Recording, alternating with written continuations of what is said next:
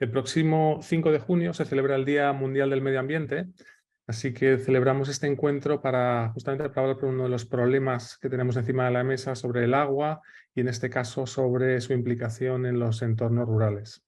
Tenemos con nosotros a Raúl Contreras. Raúl es uno de los pioneros en innovación social en España, es uno de los primeros emprendedores sociales Ashoka en 2006 y es fundador y promotor de Nitua, una plataforma de innovación social que lleva pues, más de 20 años lanzando un montón de iniciativas para hacer que el progreso, el desarrollo económico vaya acompañado también de desarrollo social y medioambiental. Así que un placer tener aquí a Raúl y también un honor poder hablar de este tema tan importante, ¿no? Entonces, para empezar, Raúl, me gustaría que marcásemos el problema, ¿no? Oímos hablar del agua, de la sequía. Por un lado crecen el nivel de los océanos, pero por otro lado baja el nivel de los pantanos y de los acuíferos. Eh, ¿Qué está pasando? ¿El problema del agua es un problema global o es un problema solo en determinadas regiones? Bueno, pues antes que nada, gracias Pablo por acompañarme y por compartir conmigo, ¿no? Este trozo del tiempo de la gente. Bueno, lo que está sucediendo creo que es del dominio público. Ciertamente el problema del agua tiene mucho que ver con la crisis del cambio climático, tiene que ver con el calentamiento de la Tierra, tiene que ver con lo que hacemos todas las personas.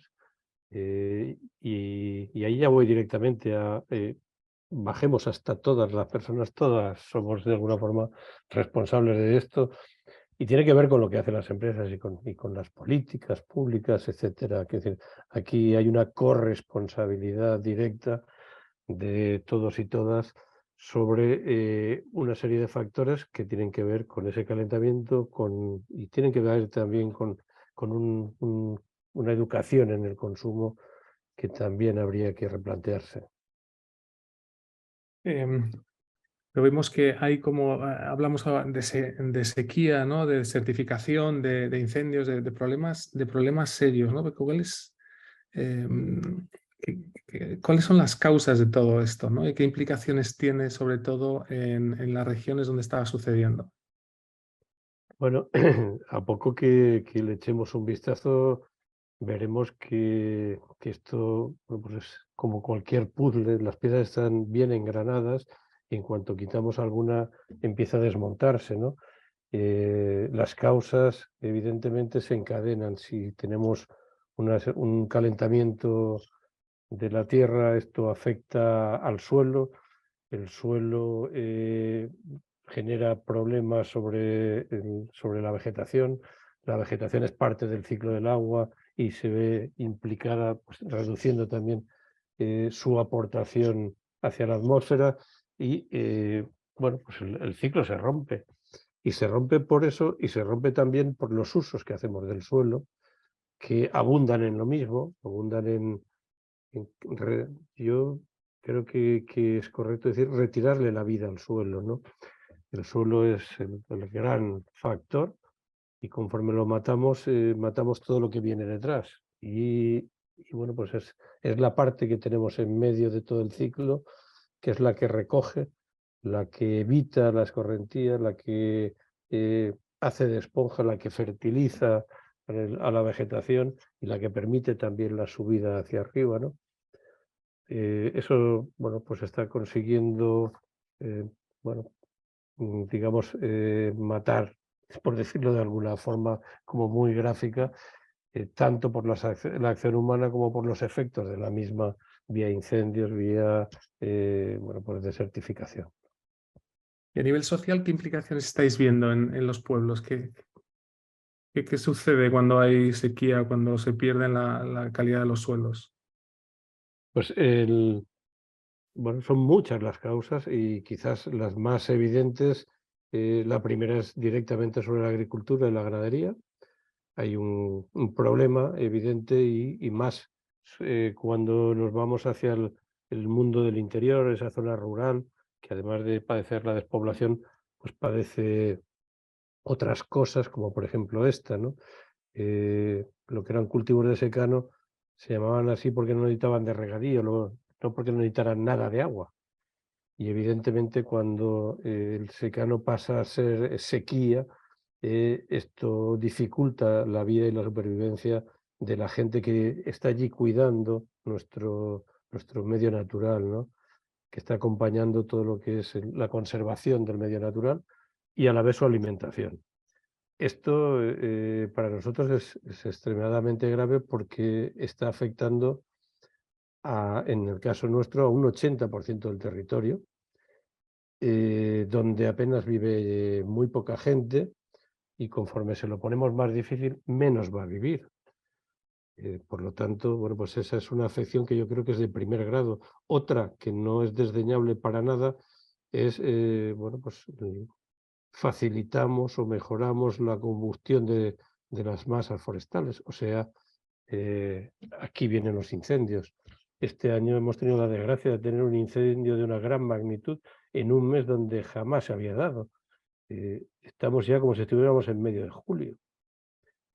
Bueno, cada incendio de estos tiene unas consecuencias salvajes sobre la sociedad en general, pero especialmente sobre ese mundo rural, ¿no? Parece que hay como bueno, desde luego hay un ciclo del agua, ¿no? Largo y corto, pero parece también que está muy asociado a un círculo de desarrollo rural, ¿no? Y que en la medida en que se interrumpa el ciclo del agua tiene un efecto demoledor, ¿no? Sobre ese círculo del progreso que se vuelve casi un círculo vicioso en vez de virtuoso. Claro. Mira, yo disfruto mucho, bueno, pues apoyando y colaborando en todas las economías transformadoras, pero a la vez, conforme me acerco a algunas de las propuestas que pueden ser hoy más disruptivas, suelo decir que huelen a pueblo, que parecen innovaciones, pero que si te vas al pueblo, esto ya estaba. O sea, Ámsterdam nos levanta la bandera y nos dice que la economía rosquilla va a ser la que, bueno, sea la matriz, sea el eje vertebrador de todas las políticas de su ciudad, pero eso era la vida de un pueblo. O sea, el pueblo cuidaba y todavía cuida el medio ambiente, entre otras cosas, porque depende de él. Y cuidaba a la población porque la comunidad es la base de construcción de ese núcleo humano, ¿no? Entonces, esa economía rosquilla era como muy natural ahí en esos espacios. Y si hablamos de la economía circular, pues volvemos a lo mismo. En los pueblos no había basura, con lo cual no tenían problema de qué hacemos con todo esto, ¿no? Hay una compañera de Asoka en Perú, que hoy es ministra de Medio Ambiente, y que yo, bueno, la oí contar que a los 19 años entró en Lima y descubrió las montañas de basura y preguntó, ¿y eso qué es? Bueno, pues eso es lo que todavía en el mundo rural o ya no es así, porque evidentemente el plástico se ha metido en todos los lados, pero hace no llegar a 100 años no había basura. La economía circular era la única economía que había en el mundo rural. Y por lo tanto, bueno, pues yo creo que con eso señalamos valores que ese mundo tiene, que nos interesa a todos que se conserven, incluso que se trasladan al mundo urbano y que se ponen en peligro con cada una de estas acciones que vamos identificando, evidentemente con el tema del agua, pues más todavía, ¿no? ¿Y qué se te ocurre? ¿Qué podemos hacer para recuperar ese ciclo del agua? ¿Por dónde empezamos? Pues aquí, bueno, hay propuestas diversas, pero a mí las que más me han parecido pues realizables y con un impacto muy importante es el cuidado del suelo. Estamos un poco en la economía de los cuidados, esta no la he nombrado antes, ¿no? Es otra economía que suele quedarse fuera del mercado. Bueno, el cuidado del entorno natural es algo que se ha hecho siempre desde el medio rural y que es la condición básica para que bueno, pues el suelo recoja su capacidad de captación de agua y que empiece a facilitar ese ciclo.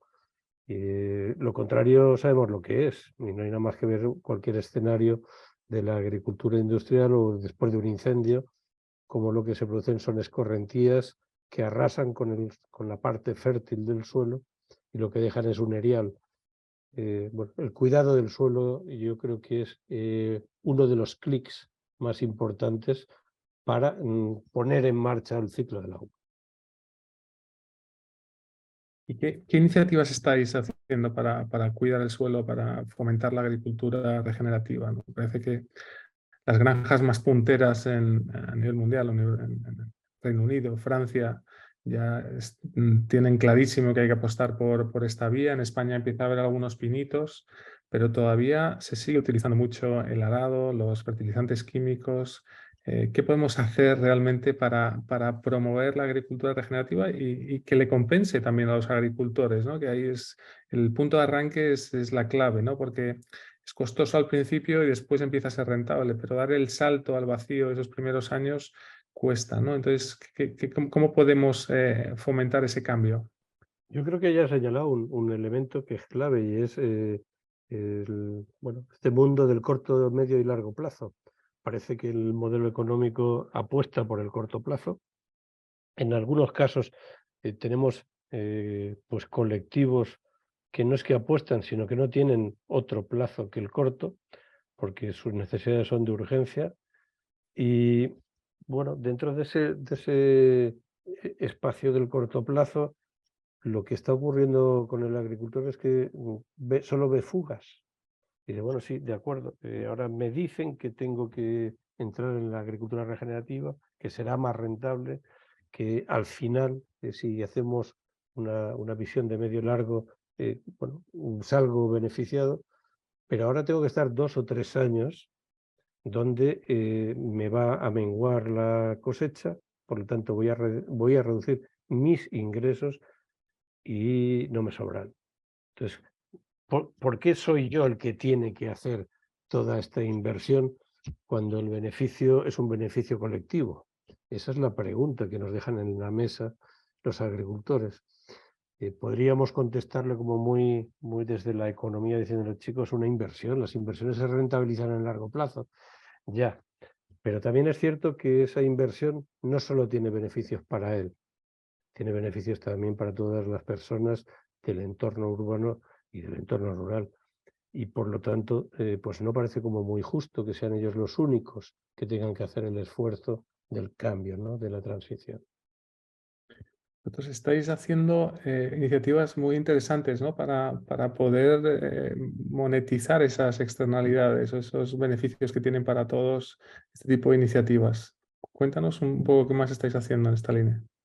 Pues mira, el último proyecto en el que nos hemos metido justamente trabaja en este espacio, ¿no? Del agua. Si lo tuviera que decir una frase, diría, queremos pasar del no mercado al mercado la captación de agua. El recibo que todas recibimos en nuestra casa es un recibo de agua que está cubriendo la canalización, la potabilización y la depuración, pero no la captación de agua. De alguna forma, ese cuidado del suelo, que es el que permite percolar en mayor medida el agua a los acuíferos, ese es un beneficio social y ambiental que aporta al mundo rural y que no tiene retorno económico. Nuestra propuesta, desde luego, es que tenga un retorno para que, bueno, en justa correspondencia, todos los que somos beneficiarios de su trabajo y de su cuidado, pues aportemos para que lo pueda seguir haciendo, porque si no, esto es, bueno, pues pedirle, sigue esforzándote tú, que nosotros lo disfrutaremos, ¿no? Hay una visión un poco más radical, ¿no? Que habla de, para evitar la sobreexplotación, paremos el crecimiento o incluso decrezcamos, ¿no? El famoso rewilding. ¿Te parece que es una solución sostenible? ¿Es aplicable en algunas zonas sí, en otras no? ¿Cuál es tu opinión sobre esto? Bueno, yo creo que es algo a tener muy en cuenta, quizás porque he pasado muchos años en el mundo de la exclusión. Siempre pongo una barrera. Yo puedo hablar de crecimiento, hay quien tiene que hablar de crecer para comer. Entonces, no apliquemos esto de una forma general, indiscriminada, sin mirar a quién tenemos delante, porque si te hablo de colectivos de exclusión en un país como el nuestro, pero como hablemos de la gente que está en esa situación a nivel global, son muchas personas y hablar de crecimiento a veces queda un poco hasta, bueno, pues eso, digamos fuera de contexto. Pero hablando sobre, bueno, pues el resto del mundo, que tampoco somos pocos, yo creo que por supuesto el decrecimiento en el consumo tiene mucho sentido. Tiene sentido ético, pero también tiene sentido económico. De alguna forma, cuando nos planteamos cómo es posible levantar un mercado como el de la captación de agua cuando no está siendo reconocido hasta la fecha como tal, pues una de las vías es justamente identificar lo que bueno, queda muy claro en el mundo económico, y es que ante un crecimiento de ese coste marginal de adquirir el agua, de conseguir el agua, al final habrá una competencia lógica entre los consumidores. Entonces, yo creo que a ese momento no podemos llegar derrochando, a ese momento tenemos que llegar todos ya pues con un consumo ajustado, y entonces, bueno, veremos pues si antes tenemos que dar de beber a la gente que hacer determinadas otras actividades. Pero lo primero será llegar a ese momento pues con algo racional y, bueno, pues responsable con el resto de la sociedad y del planeta.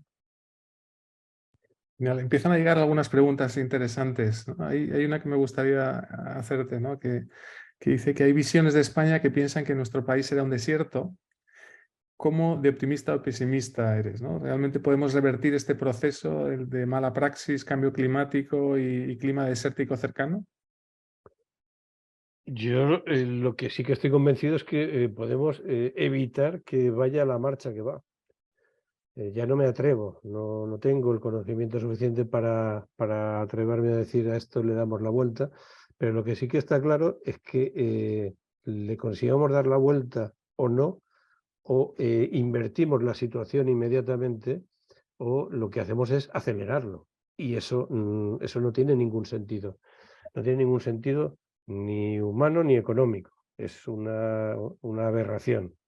Por lo tanto, bueno, si jugamos a especular, yo no voy a llegar a decir, le damos la vuelta, sí que voy a decir que espero que al menos mis hijos consigan seguir el camino que estamos andando muchas personas para que sea lo más lento posible y ojalá se revierta. Mm, Otra pregunta. ¿Qué piensas del agua regenerada como una de las posibles soluciones? Pues pienso que es parte de cuidar el ciclo. Cuando hablamos de la racionalidad en el uso del agua, lo que estamos es identificando bueno, que tenemos que cuidar esa captación. Nosotros nos hemos centrado en ella para hacer este ejercicio de mercado, pero es incuestionable que el uso, no solamente en cantidad, sino en el cómo se usa, es también clave. Y bueno, pues podemos derivar desde ese buen uso, pues cuántas veces podemos llegar a utilizar el agua, para qué, e incluso si podemos llegar a reciclar ese agua e ir trasladándolo donde pueda ser útil hasta su última capacidad, ¿no? Y eso incluye lo que nos están preguntando, que es, vamos a racionalizar la captación, el consumo y la gestión del agua en todas sus fases, para que el aprovechamiento sea no solo eficaz, sino eficiente. Una pregunta en esta línea, ¿no? ¿Hacia dónde tenemos que mirar para buscar soluciones innovadoras que estén funcionando, ¿no? Y piensa en amplio, tanto en temas de captación como de ahorro. ¿Qué ejemplos podemos mirar, no solo en recuperación de suelo, sino también en la gestión del Ujú. agua de una forma integral? Bueno, yo lo primero que miraría es hacia atrás. Claro, es que cuando me enseñaban a mí en un pueblo hace poco los navajos que construían por retener el agua y poder llevar algo de agua a los campos, hoy no están. ¿Pero por qué no están? Es que no lo entiendo. Entonces, la primera mirada la haría hacia atrás. Tenemos mucho que aprender. Hay una generación de mayores que saben de eso mucho y que no los escuchamos y que se nos están yendo. Y evidentemente la otra mirada es hacia adelante, es una mirada de, bueno, estamos en el siglo XXI, tenemos la inteligencia artificial, tenemos, vamos, tecnología para hacer de casi todo. Y me parece que es flipante que intentemos saber ahora cuál es el estado de los acuíferos y no consigamos saberlo. O con unos datos, pues como muy mundanos, es decir, con eso no se puede trabajar. Entonces, apliquemos también la tecnología al seguimiento de ese ciclo del agua y reaccionemos en función de ello. Que todos, yo creo que somos conscientes de que la información es poder y en este caso también, bueno, cuando nosotros hemos empezado a trabajar sobre este proyecto, lo que hemos intentado es primero saber dónde íbamos a hacer un piloto. Y en ese espacio piloto queríamos saber cuál era el estado de los acuíferos. Bueno, prácticamente esto es una heroicidad si lo consigues. No tiene sentido. Esto tiene que cambiar. Una pregunta que ya has contestado en parte, ¿no? Sobre el rewilding, ¿no? Yo creo que las aproximado, porque dice, en muchas zonas rurales hay conflictos entre el movimiento conservacionista y los habitantes del mundo rural. Asumiendo que en este webinar hablamos de un lugar urbanita, ¿cómo nos aproximamos al tema del decrecimiento? Claro, la verdad es que ese conflicto es un conflicto que se desmonta, si queremos, con cierta facilidad.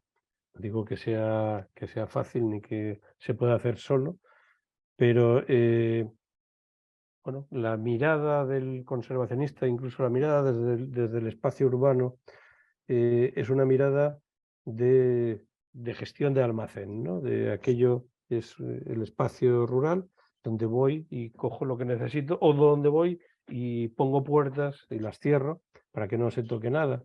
Y nos olvidamos de que, bueno, quien ha estado cuidando aquello toda la vida es la gente del mundo rural.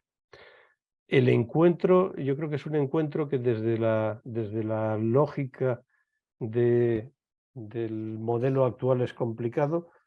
¿Por qué? Pues porque, esos valores sociales y ambientales no están en la lógica. En el momento en que introducimos los valores sociales y ambientales en esa lógica, las tomas de decisión desde el mundo urbano, desde el mundo rural e incluso desde, las posiciones más conservacionistas, empiezan a entrar en un espacio que es bastante más coherente y por supuesto que erradica cualquier tipo de posición antagónica entre ellos, es al revés. O sea, que hay una interdependencia salvaje y una ecodependencia, y ambas dos son, hay que firmarlas, que hay que reconocerlas y trabajar con ellas. Ese para mí es el punto en el que nos podemos encontrar todas y, por lo tanto, desarrollar de la mejor manera propuestas que vengan a resolver o a mitigar este problema. Nos quedan 3 minutos, yo me quedaba media hora más contigo, pero por ser respetuosos con el tiempo de los demás, también te hago dos últimas preguntas. Una me parece muy interesante, ¿cómo están ayudando o desayudando las administraciones públicas? ¿Cómo están enfrentando este problema y cuál es tu opinión sobre lo que está pasando? Pues yo creo que las administraciones públicas viven muy lejos de la innovación social y viven muy lejos de lo que se puede llegar a hacer y tienen mucha faena de apagar fuegos.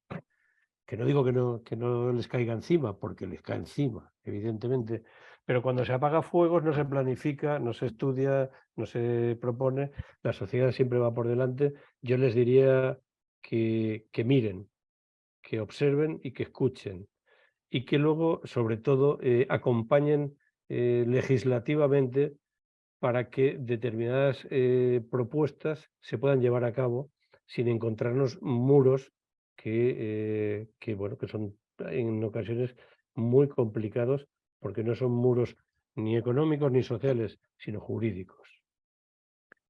Y luego, última pregunta. Tienes aquí un montón de gente, todos muy comprometidos con este problema y que pueden hacer un montón de cosas, ¿no? Y entonces, la última pregunta es a todos los que nos están escuchando, ¿no? Como consumidores, como profesionales, como inversores, como agentes de cambio. ¿qué podemos hacer para ayudar a mitigar o solucionar este problema?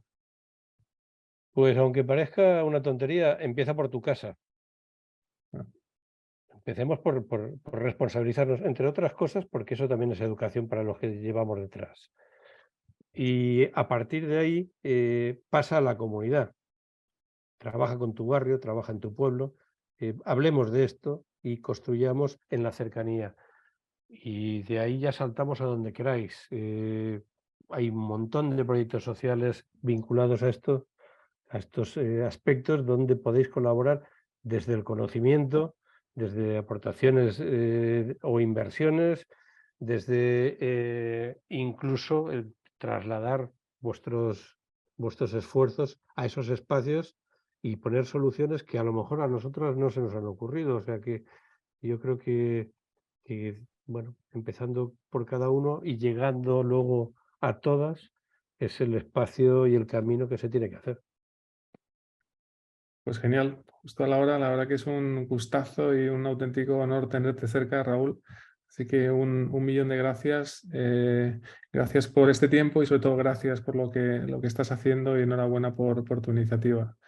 Que con Bueno, esto nos quedamos. Gracias a todos también por la atención. bueno, gracias a ti, Pablo, a Soca y a todos los que estáis ahí. Vamos, seguro que entre todos y todas conseguimos darle la vuelta a esta película.